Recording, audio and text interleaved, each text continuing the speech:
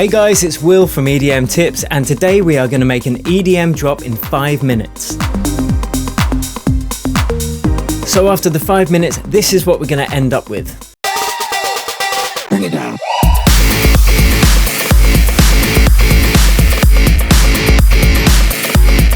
Now I was inspired by Edwan's video for this, so cheers Edwan, good work man. So today we're going to be making this EDM drop in 5 minutes. I'm going to walk you through the process from scratch, and I'm going to be doing it in this kind of big room style. Of course it depends on what genre you like producing.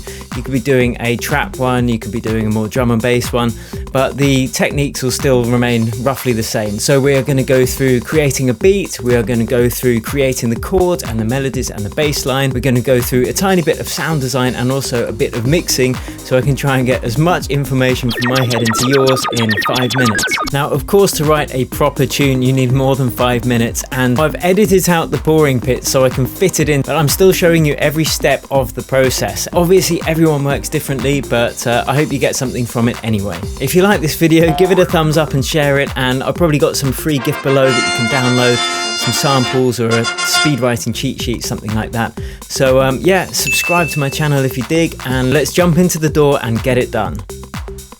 So first things first is the beat. First is kick. This is the fundamental of pretty much any dance music. It's getting the right kick.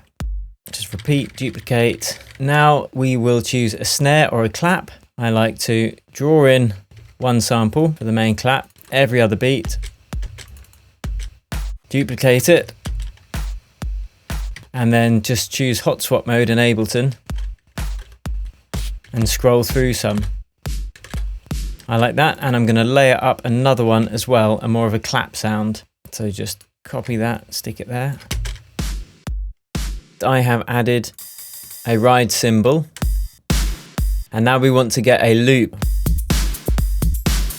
I then added a little bit of auxiliary reverb and delay on the snares, just to gel everything together a bit more and give it a sense of space. Okay, that's our beat. Next, music theory. So first I am going to draw in these chords, and we're going to do it in the key of A minor, because that's what I feel like. So what we are going to do is quickly draw in all of those notes and make a template. There we go, and press fold, and I just move them slightly left of the clip. So we can now draw in our bass notes of our chord sequence using these notes.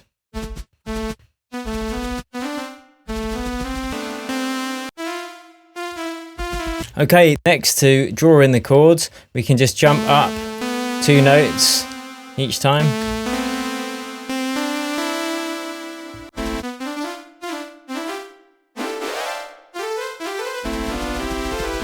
And now we can change the quality of the chords and whether they're minor or major just by unfolding and tweaking. So that's a minor.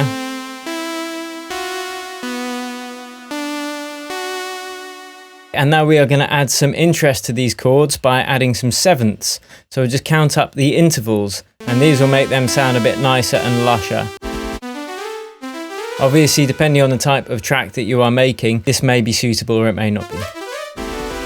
And now we want some rhythm to these chords, so we can use syncopation. And the easiest way to do this is to just mute all of these notes and tap out a rhythm on the bass note. And that is a syncopated rhythm.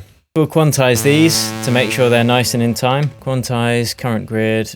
And now we are going to copy this pattern for the chords.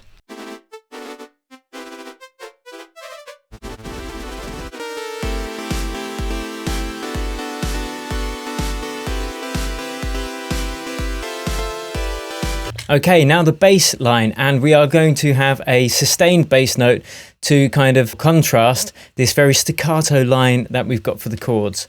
So we're just going to use the same bass notes as the bass notes for the chords. Might drop those an octave, shift and down.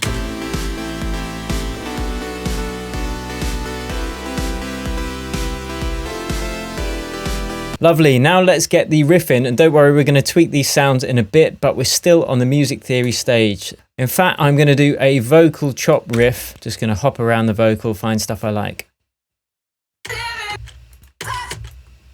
Yep, I'll have that. And to get the melody, first I'm going to write it in with a normal piano sound, and then I'm going to use that as a template to put the vocal riff on top of it.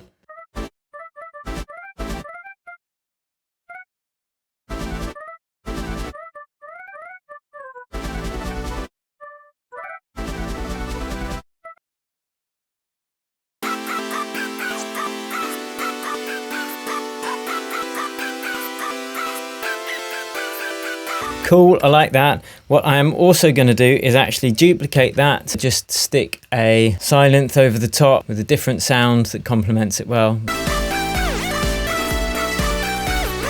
Let's get some sidechain compression on the go there. Let's get the standard compressor in Ableton. I've got my sidechain track I set up in my template, so I can just feed that in there. Sidechain audio from sidechain track.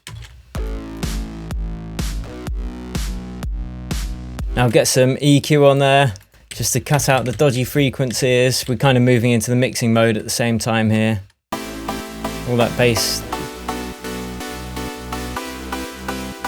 Make sure that we don't get any clipping on the master channel. I want more growly bass than that, so I'm going to duplicate it, do some crazy effects. Clean native instruments, guitar rig. That sounds pretty cool to me. I'm going to take out the sub bass though, because I don't want it clashing with my main bass. Let's get the riff on the go, see how that goes. So I'd probably actually have that riff in the break, maybe just sticking to one note on the bass. Let's do a rhythm for the bass. Let's just quickly knock this out. And arrangement can sometimes become apparent when you're producing the tune. So that is actually the drop. So you'd have your break could be, and then the actual drop is that rhythmic bass on one note. I'm going to add some white noise as well. Sidechain that. And I'm going to add some extra percussion. Just pitch bending up slowly. And another syncopated synth. Pitch bending up as well, just to add some tension. Next I've added a few vocal hits, and I've done a build up as well from the chords, which is just repeating the last chord of the sequence. I've added some drums on the build up, added some risers, and I've added another vocal chop riff. And some pitch bends to build tension.